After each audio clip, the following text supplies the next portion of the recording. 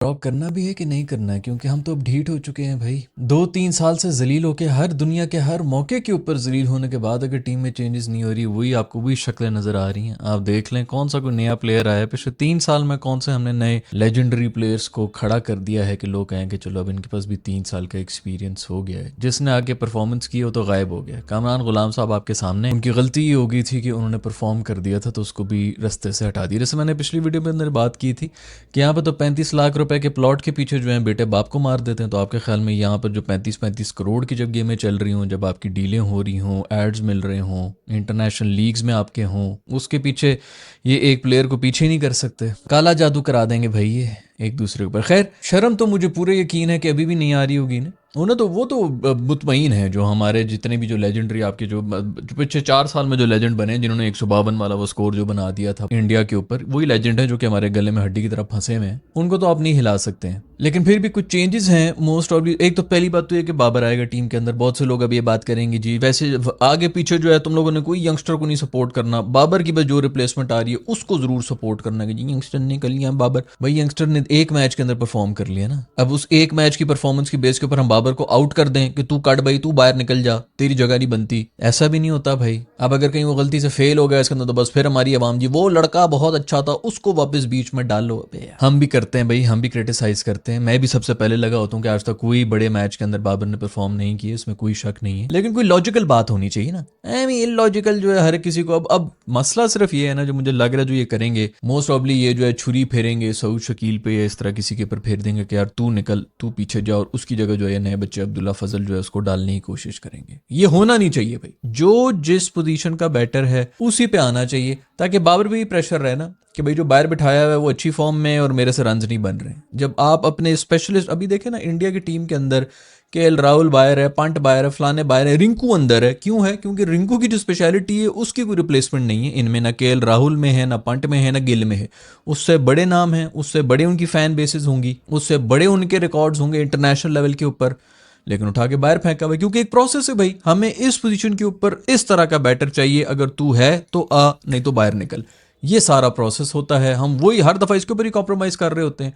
6 top order के batsman हमने घुसाए हुए होते हैं क्योंकि इसके ही बड़े फ़ैन हैं, उसके ही बड़े फ़ैन हैं, वो बड़ा मशहूर है, उसने वो मैच जिता दिया था, इसने ये। भाई गिल से ज़्यादा फ़ैन होंगे आपके, गिल से ज्यादा मैच जिताए होंगे आप लोगों ने टॉप ऑर्डर के ऊपर आके, केएल राहुल से ज्यादा मैच जिताए होंगे इंडिया को। संजू सैमसन की जगह भी बन नहीं रही थी, मर मर के आधे वर्ल्ड कप के बाद उसकी जगह बनी है। उसके अंदर भी ये है कि 80-80 वो match man of the match बना है तो उसकी टीम में जगह बनी है, उसकी जगह बन नहीं रही थी टीम के अंदर। हमारे ये लेजेंडरी जो हैं बस वो एक दफा नहीं नहीं नहीं बस इन सबको घुसा दो क्योंकि एक उसके अंदर किए। तो असूलन अब यही होना चाहिए कि जिसकी जो पोजीशन है उसी पोजीशन के लिए कर भाई। तो अगर आप लोगों को इतना दुख है ना, अभी जितने भी जो यंगस्टर्स हैं उनको ये दुख होता है कि जी बाबर बैठा है, फलाना बैठा हुआ है, मत इस पोजीशन के लिए मत आओ। सब जो टॉप ऑर्डर में घुसने की कर रहे हो ना, मिडिल ऑर्डर के बैटर तभी निकल के आएंगे। अभी भी जो बच्चे सुन रहे हैं 17-18 साल के जिनको बड़ा शौक है बाबर आजम बनने का, मत बनो, कीपर बैट्समैन बन जाओ, मिडिल ऑर्डर बनो, इंतजाम बनो, मिसबा बनो, उनकी उनकी नक्शे कदम पे भी चल जाओ ना। एक ही पोजीशन है बस, वो बिल्कुल वो एक होता है ना, यहाँ पर एक कुल्फी वाला मशहूर हो जाए जीटी रोड के ऊपर तो उसके 50 किलोमीटर पीछे और 50 किलोमीटर आगे उसी तरह के। अगर वो बाबे की कोई कुल्फी मशहूर है ना, हर एक बंदे ने अपने खानदान के किसी एक बाबा जो पता नहीं किस किस्म की हरकतों में मुलव्वस रहा है, जेलों में भी पड़ा हुआ होगा, उसकी तस्वीर लगा देनी, सारे बाबे की कुल्फियां बेचना शुरू हो जाएंगे। मछली किसी एक जगह की मशहूर हो जाए, 6 किलोमीटर तक मछली वाले खुल जाएंगे, ये है असली, असली की भी असली, उसी नाम से मछली फरोश बन के आ जाएंगे। ऐसे कोई भेड़ चाल है भाई, कुछ यूनिक कर लो, कुछ नया कर लो, लेकिन नहीं भाई, बस जो एक बार इधर इस चीज में बड़ा पैसा है उसमें घुस जाएंगे, उसका बेचारे के जिसकी अपनी लगी होती रोजी उसका भी सारा धंधा गंदा कर देना। फिर भी बाबर तो अब टीम में आएंगे, अब वो किसकी जगह आएंगे? मेरा ख्याल में बच्चों को बाहर करो जी, बच्चे साहब आप बाहर जाएं, बाहर ही बैठे हैं। लेकिन मोस्ट ऑफ भी अब से होगा नहीं, ये जरूर शकील वगैरह किसी की जगह पे डालेंगे, आई डोंट नो क्या है। इसके अलावा हमारे पेस सेंसेशन वैसे इस दफ़ा जितने एक्सपोज हुए ना, जितने नंगे हुए हैं, मोस्ट प्रॉब्ली इनको कुछ किसी को तो ठुट पड़ेगी। अब पड़ेगी किसको? वो एक पर के शाहीन को पड़ेगी कि 2001 के बॉलर हसन को पड़ेगी। अब्बास को तो इसलिए नहीं पड़नी चाहिए कि चलो उसके पास पेस तो नहीं है, लेकिन कम से कम लाइन एंड लेंथ तो है ना उसके पास। और मज़े की बात यह, मैं तस्वीरें देख रहा था, दोबारा से उन्होंने सब्ज हरी ग्रीन पिच बना दी।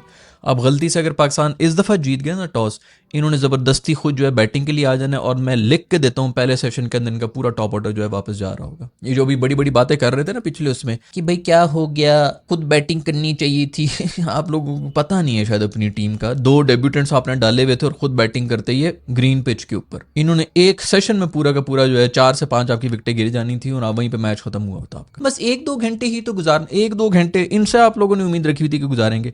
असल इशू यही है कि आपकी जो तेज गति वाले प्रीमियम जो फास्ट बॉलर्स आए थे पेंटियम 1 के जमाने के, जो हमारे आउटडेटेड फास्ट बॉलर्स हैं, उन्होंने गंद किया था। मैं नहीं कह रहा भाई कि 11 के 11 आउट करो पहले 7 ओवर्स के अंदर, और भाई 2 आउट ही कर लो, 10 में 2 कर लो, अगला बैकफुट पे तो जाता है ना। जलील हुए थे हम, उधर ही हारे थे। जो 400 रन हमने खाए थे ना, हम वहीं पर हार गए थे। हमने बनाए थे तो कोई 380 वगैरह तक जो हम पहुंचे थे ना, किल किल के मर मर के चांसेस 3 से 4 तो हमें चांसेस मिले थे, नो बॉल के ऊपर आउट होके वापस आ रहे थे, इस तरह के चांसेस मिलके हमने कहीं बनाए थे। वो पिच थी नहीं इतने की। आखिरी दिन भी आपने देख लिया हमारी दूसरी जो इनिंग्स थी ना, उसके अंदर भी हमने कुट खाई है। बंदा कहे चलो उसके अंदर ही को पकड़ लो भाई, निहायत खैर थर्ड क्लास बॉलर्स हैं, इधर ही बैठे रहेंगे, इसी तरह बैठे रहेंगे। आई डोंट नो किसको निकालेंगे। सबसे पहले तो शाहीन साहब को बाहर कर दो भाई। तकरीबन कुछ 3.5 साल हो चुके हैं मैं बोल रहा हूँ भाई ये इसको बाहर करो, नहीं है ना उसमें पेस है ना उसकी डिसिप्लिन है। वो आपका ओडीआई का कप्तान है, उसकी ओडीआई टीम में जगह नहीं बन रही। वो T20I के अंदर वो 2 ओवर्स के बाद जो अगले 2 ओवर नहीं वो करा सकता है। आप लोगों ने उसको ओडीआई का कप्तान बनाया हुआ है, अब वो टेस्ट के अंदर भी बैठा हुआ है। सबसे पहले तो साहब को बाहर कर दो भाई ना। उनके मतलब ये शर्म की बात नहीं है। मैंने जो पहली एपिसोड बनाई थी ना ये इसी टेस्ट सीरीज के ऊपर कि ये शर्म का मुकाम ही इस बात का है कि अब पाकिस्तान को ग्रीन विकेट्स बना के दे रहे हैं। लोग कहते हैं कि लोग अपनी स्ट्रेंथ के ऊपर काम करते हैं और ऑपोजिशन की जो स्ट्रेंथ होती है उसके खिलाफ विकेटें बनाते हैं। इससे भी हमारे पाकिस्तानियों को शर्म नहीं आ रही भाई कि लोग अब हमें ग्रीन विकेटें बना के देना शुरू हो गए। उनको पता है इनके पास तो पेस है ही नहीं। अभी फिर से ग्रीन विकेट आ गई है। अब प्रॉब्लम ये है ना कि पीछे है कौन, वो खुर्रम शहजाद को बड़ा हीरो बनाया, खैर वो वाकई इनसे तो बेहतर ही है, लेकिन लेके ही नहीं गए किसी को भाई। और किसको डालेंगे? इनसे बेहतर था कि मैं इनसे बेहतर था मतलब मुझे कहते हुए थरथल्ली मच गई, मुझे चक्कर आ रहे हैं। रूफी बेहतर था भाई इनसे। ये हमारा स्टैंडर्ड हो गया है।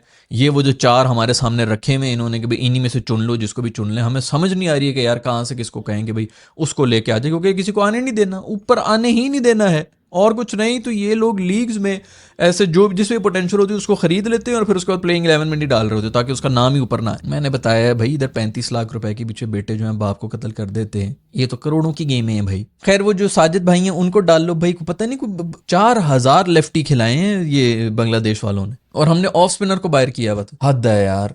पता नहीं, मुझे लग रहा है सीरियसली, मेरा यही मानना है, हम फैन लोग हैं, हमें क्या ही पता है क्रिकेट का। ये कोई बहुत ऐसे लेवल की क्रिकेट स्ट्रेटजी बना रहे हैं कि हम लोग उस तक पहुंच ही नहीं सकते हैं। आपको अगर पता हो अगर इसके पीछे क्या लॉजिक हो सकती है कि इतने लेफ्ट हैंडर्स होने के बावजूद आपने ऑफ स्पिनर को नहीं डाला है अपनी टीम के अंदर, तो खुदा के लिए नीचे कमेंट्स में बता दो यार, क्योंकि मुझे तो समझ नहीं आ रही। तो खैर उसको वापस डालो। अभी क्या वैसे यार क्या ही कर लेंगे ये, मुझे मैं सच बता रहा हूँ वाइट वॉश होते हुए नजर आ रहे हैं। इनको पहले भी जो हमें थोड़ी बहुत कोई फाइट कर दी थी वो डेब्यूटेंट्स ने कर दी थी।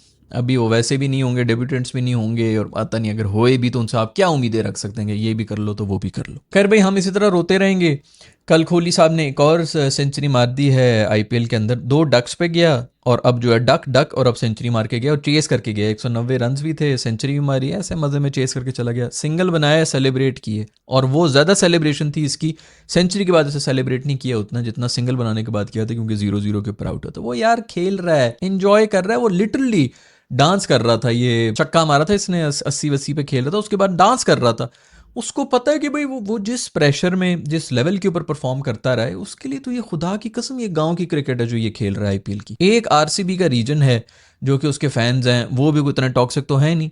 पूरे इंडिया का मतलब इंटरनेशनल लेवल का, या तो मैं कहूँ जी पाकिस्तान का बड़ा प्रेशर है, खूब प्रेशर है भाई इन थर्ड क्लास प्लेयर्स का। प्रेशर उनकी अपनी आवाम का होता है। 150 करोड़ आवाम जो है वो कह रही है इससे नहीं हारना, इससे नहीं हारना, वो प्रेशर बना हुआ होता है भाई। वो इस लेवल के ऊपर आके परफॉर्म करके जाता रहा है, उसके लिए आरसीबी का वो तो लिटरली वो नाच रहा था ना ग्राउंड के पीछे, वो नाच रहा था।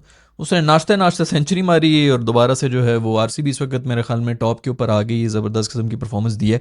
लेकिन एक और खबरें बड़ी गर्दिश में थी, बड़े लोगों ने मैसेज शेयर किया था, मैंने उसके ऊपर बात नहीं की। वो था हनी ट्रैप के ऊपर कि जी ये जो क्रिकेटर्स की जो गर्लफ्रेंड्स बन के जो इंस्टाग्राम इन्फ्लुएंसर्स उनसे चिपकी हुई उनके साथ फिर रहे हैं, और माशाल्लाह जिन जिन क्रिकेटर्स के साथ फिर रही होती हैं उनकी भी शक्ल देख के पता चल रहा था कि बेटा उसको अपना या तो कंटेंट चाहिए या फिर कोई और चक्कर ही चल रहा है। खैर ये कोई उनकी वहां से बीसीसीआई ने उनको वार्न किया कि भाई हनी ट्रैप्स चल रहे हैं, तो ये लड़कियां शड़कियां, मैं ये गर्लफ्रेंड जो है उनका आना जाना जो है बंद कर दिया, क्योंकि चलो बीवी के साथ तो आपने शादी की हुई है, कोई गवाह है, कोई कुछ है, प्रॉपर्टी पे हिस्सा फलाना ये वो, फैमिली आप शुरू कर रहे हैं। ये तो गर्लफ्रेंड, आज मेरी ये गर्लफ्रेंड है जी, 4 दिन बाद अब ये गर्लफ्रेंड होगी, सबको वीआईपी एक्सेस मिली हुई, वो अंदर फिर रहे हैं, तो बीसीसीआई को भी होगा कि भाई ये क्या तमाशा मचाया हुआ है। ऐसे गर्लफ्रेंड्स थी किसकी, एक इशी किशी की फिर रही होती है, एक वो चाहल के साथ पता नहीं हर तीसरी कोई लड़की फिर रही होती है, तो मुझे वो समझ नहीं आता। वो तो कंफर्म मुझे लग रहा है इसी के ऊपर कोई चक्कर हुआ है जिसकी वजह से उन्होंने कहा कि हनी ट्रैप हो रहे हैं। दूसरा ये हनी ट्रैप के और ही बड़े सीन चल रहे होते हैं, ये जो आपके जितने भी जो बैटिंग शैटिंग वाले होते हैं ना, वो इसी तरह कर रहे होते हैं लड़कियों के साथ, इनको जो है सारा गंद इस तरह मचा हुआ होता है, या तो वहां पे जाके वो कर रहे होते हैं या फिर वीडियो शीडियोस बना के फिर ब्लैकमेल कर रहे होते हैं, वो सब चीजें तो चल ही रही होती हैं। हनी ट्रैप वाले बड़े कोई सीन होते हैं, इन मासूमों को आगे कुछ समझ नहीं आती,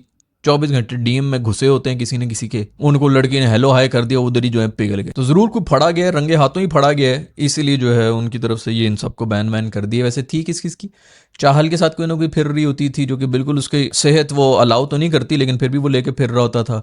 फिर मेरे दोस्त पांडू की जो थी, जिसके ऊपर बड़े कोई एफआईआर वगैरह भी कट गई थी, जो ये दोनों जो ऊपर जाके आसमानों को देख रहे थे, चांद तारे को देख रहे थे, इंजॉय करते स्टेज पे लेटे हुए, निब्बा निब्बी 13-13 साल के। एक तो क्या कुछ देखना पड़ रहा है भाई, एक तो अपनी टीम थर्ड क्लास है, ऊपर से ये सब कुछ भी बर्दाश्त करना पड़ता है। तो खैर उनके ऊपर बैन मैन लगा दी, उनको कह दिया कि साइड पे हो जाओ। और दोस्तों आ गई ना, सारे के सारे मैचेस जो हैं अब थोड़े बैलेंस होना शुरू हो गए। वो वाले मैचेस अब खत्म हो गए, वो 250 250 एक टीम बना रही है, दूसरी टीम आके 275 कर रही है 17 ओवर के अंदर, वो सब कुछ खत्म हो गया। ये 3-4 एपिसोड्स पिछली हमने बनाई थी कि जी रेटिंग इनकी गिर रही है, तो ये किस तरह जो है पिचेस को सीधा करना शुरू हो जाएंगे, बिल्कुल हो गए। उनके लिए सबसे बड़ा धंधा भाई है ये चीज़, आप देख लेना कि सारे के सारे इस तरह के मैच बीच में आएंगी, फट्टा विकेट्स भी आएंगी, लेकिन अब आप देख लेना कि कितना लो स्कोरिंग थ्रिलर्स भी हो रहे होंगे, या फिर कम से कम 200 भी नॉर्मल ही है ना भाई। T20 आई के अंदर टीमें तो कोशिश यही कर रही होती है कि 200 बन जाए, तो किसी के बन भी जाते हैं, कभी कभी मर मर के जो है बन रहे होते हैं, किल किल के घिसियां मार मार के बन रहे होते हैं। उनको समझ आती है भाई 250 बना रहे हो, चलो एक टीम ने अगर 250 बना ली तो मैच खत्म हुआ होता है कि चलो अब तो ये जीत गए। वो अगली भी आगे 17 ओवर में 250 बना के जा रही थी, तो बंदा कहता है ये है क्या, ये क्या पिच है। खैर अब सब जो है तमीज के दायरे में इनके मैचेस हुआ करेंगे, वही जिस तरह होता है T20 आई के अंदर, अगर बहुत अच्छी बैटिंग हो जाए तो आप 200 के आगे पीछे 190 से 210 इस तरह का बनाते हैं, और फिर अगली टीम जो है अगर अच्छी बैटिंग करे तो मर मर के आखिरी ओवर के अंदर आके चेस करती है। इस तरह की अब गेमें जो है आपको देखने को मिल जाएंगी आईपीएल के अंदर, क्योंकि सब जो है बस ये धंधा चल रहा होता है।